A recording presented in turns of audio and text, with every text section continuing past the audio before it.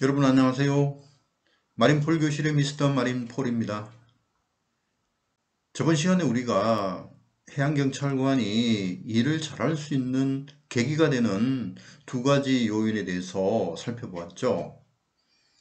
그중 하나는 경찰관 개인이 자신의 역할을 잘하는 것이고, 또 하나는 상급자가 되는 부서장이나 지휘관이 그 역할을 해주는 것이라고 배웠습니다. 이번 시간에는 이어서 해양경찰관이 알고 있어야 될 해양 리더십에 대해서 한번 살펴보도록 하겠습니다. 자, 지금부터 해양경찰관에게 필요한 해양 리더십에 대해서 같이 한번 살펴보도록 하겠습니다. 자, 먼저 리더십입니다. 리더십이라는 것은 단어를 보면 리더라는 것과 쉽이라는 것이 합쳐진 단어이죠. 리더가 되는 사람이 리더의 자질이나 리더의 정신을 갖추고 있어야 된다는 그런 뜻으로 보시면 되겠습니다. 우린 통상 리더십이라고 이야기를 하지만 다르게 해석을 하면 통솔력이나 지도력이라고 할 수도 있겠습니다.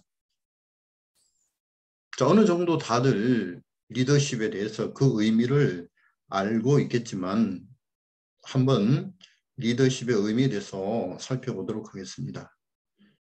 주어진 상황 하에서 조직 목표를 달성하기 위하여 구성원이 어떻게 움직여 나가도록 유도하는 능력이다. 자, 이렇게 나와 있는데요. 어떻게 움직여 나가도록 유도하는 것인지 떠오르는 것이 있나요? 바로 자발적으로라는 말입니다. 구성원이 자발적으로 움직여 나가도록 유도하는 능력이 바로 리더십이죠. 자, 리더가 되는 사람이 강제적으로도 일을 명령하고 지시할 수 있을 것입니다.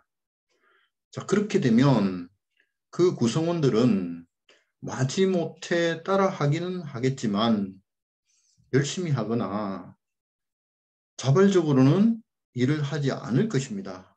이것은 진정한 리더십이 될 수가 없겠죠. 가장 좋은 것은 일을 하는 사람들이 자기 스스로 움직여 나가서 일을 잘할 수 있게 하는 것이 가장 중요하다는 것입니다. 자, 리더십에 필요한 구성 요소는 먼저 리더가 있어야 될 것이고요. 그리고 그 리더를 따르는 구성원들이 있어야 됩니다. 그리고 어떤 조직이나 집단이 있어야 될 것이고, 거기에 어떤 상황이 또 주어질 것이고, 그리고 과업이 있어야지만 리더십이 제대로 발휘될 수 있겠죠. 리더는 같이 일을 하는 사람들에게 어떤 일을 부여하는 것, 구성원들이 일을 열심히 하는 것에 관심이 많이 있어요. 그렇죠? 근데 그 일은 강제로 시킬 수 없잖아요. 그죠? 그러니까 그 구성원들에게 인간적으로 대해주는 배려심이 필요합니다. 그래서 리드가 관심을 가지는 분야는 첫 번째는 과업이겠지만 동시에 같이 일하는 사람, 구성원, 즉 인간에게도 관심을 보이려고 합니다. 자, 먼저 과업에 관심을 많이 가지고 있고 같이 일하는 구성원에게는 그다지 관심이 없는 유형을 과업형이라고 부릅니다. 과업형. 자, 보시면 과업에 대해서는 그만큼 관심을 가지는데 인간에 대해서는 일만큼만 관심을 갖는 사람.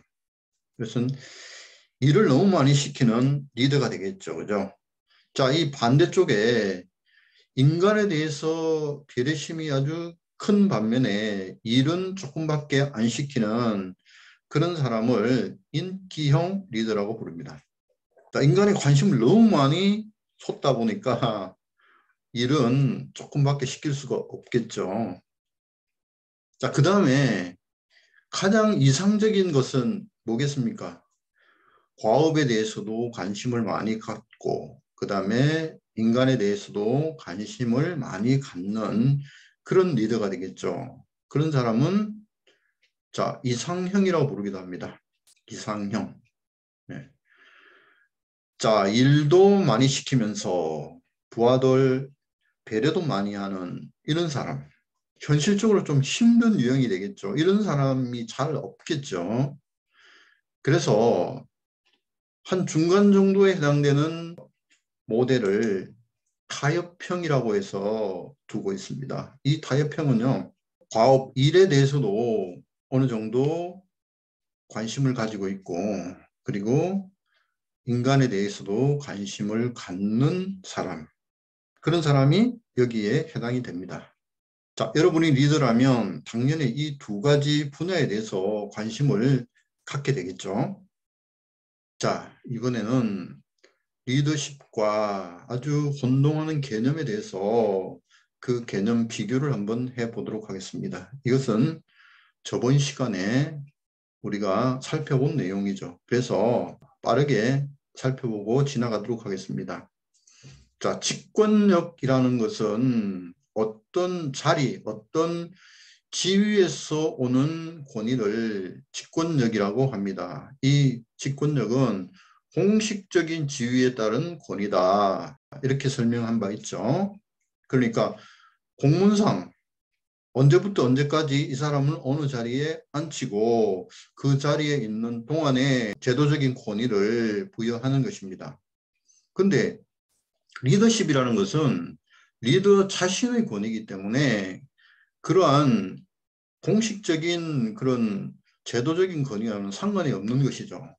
그러니까 언제나 리더로서의 자질을 갖추고 있고 리더로서의 능력을 갖추고 있는 사람을 말하는 것이고 제도적인 권위와 관계가 없이 심리적인 권위를 항상 가지고 있습니다. 나는 리더로서의 자신감을 가지고 있다 하는 것이죠. 어떤 자리, 어떤 제도와 상관없이 항상 리더십을 가지고 있는 경우를 말하는 것이죠. 자, 헤드십인 경우에는요, 자발성이나 공감이 비전제되어 있다는 것이죠. 이것은 같이 일하는 구성원의 입장에서 살펴본 것이죠. 구성원이 리더가 어떤 지시를 했을 때 리더십을 알면서 지시를 한다 그러면 아주 공감하고 일체감을 형성하겠죠. 그렇지만 그렇지 않는 리더십을 모르는 사람이 그런 명령을 했을 때는 사전에 이런 자발성과 공감이 전제되어 있지 않다는 뜻이 되겠고요.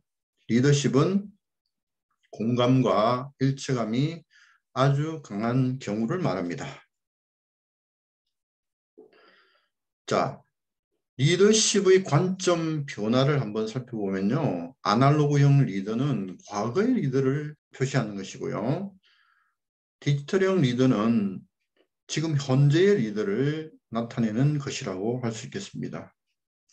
다분히 과거의 리더는 강제적인 지시를 했다면 현재의 리더는 구성원과 공감과 소통을 하는 그런 리더라고 볼 수 있겠죠. 그래서 과거의 리더가 부하를 압박했다면 지금은 모범을 보여서 이끌고요. 과거의 리더가 어떤 일을 잘못했을 때 부하의 탓으로 돌렸다면 지금의 리더는 잘한 일을 부하의 공으로 돌립니다. 그리고 과거의 리더의 슬로건이랄까요? 나를 따르라 했다면 지금의 리더는 우리 같이 해볼까 하고 제의를 하는 것이죠. 그리고 과거의 리더는 관리 감독을 했다 그러면 지금의 리더는 구성원에게 일을 할 수 있는 동기를 부여합니다. 그리고 과거의 리더는 어떤 문제에 대해서 자기 스스로가 정답을 말해버린다면 현재의 리더는 구성원들에게 해답을 물어봅니다. 마지막으로 과거의 리더는 기존 질서를 유지했다면 현재의 리더는 변화와 혁신을 추구합니다. 그래서 종합적으로 아날로그형 리더는 통제 위주이다면 디지털형 리더는 모범을 보이고 리드를 해 나간다 하는 것입니다. 자, 앞에서 리더십에 대해서 살펴보았다면 지금은 해양 리더십에 대해서 살펴보겠습니다. 왜냐하면 해양경찰관은 해양을 무대로 해서 주로 일을 하는 조직이기 때문입니다. 해양 업무를 수행하는 조직이 주어진 상황 하에서 조직 목표를 달성하기 위해서 구성원이 자발적으로 움직여 나가도록 유도하는 능력을 해양 리더십이라고 할 수 있겠죠. 자, 이것의 본질, 이 해양 리더십이 필요한 이유는 뭐겠습니까? 바로 리더의 역할 수행입니다. 리더가 자기 자신의 역할을 잘해야 한다 하는 것에 중점이 찍히는 것이죠. 리더가 자신의 역할을 잘할 수 있는 리더십을 발휘하게 된다면 구성원이 원활하게 업무를 수행하고 결과적으로 조직의 목표를 달성할 수 있기 때문입니다. 이 해양 리더가 꼭 가지고 있어야 할 리더십의 핵심 요소를 한번 살펴보도록 하겠습니다. 저는 10가지 정도를 정리를 했는데요. 그 내용은 보시는 바와 같습니다. 그런데 이 내용을 지금 다 말씀드리기에는 시간이 부족해서 죄송하지만 다음 시간에 점차적으로 말씀드리도록 하겠습니다. 이상으로 해양 리더십에 대한 일부분에 대한 내용을 살펴보았습니다. 조직 생활이 어렵거나 근무가 힘들 때 이러한 내용들을 한번 끄집어내어서 자신에게 적용해보고 조직 생활이 좀 더 즐겁고 보람될 수 있는 그런 수단이 되었으면 좋겠다는 생각을 해봅니다. 오늘 내용은 여기에서 마치도록 하겠습니다. 감사합니다.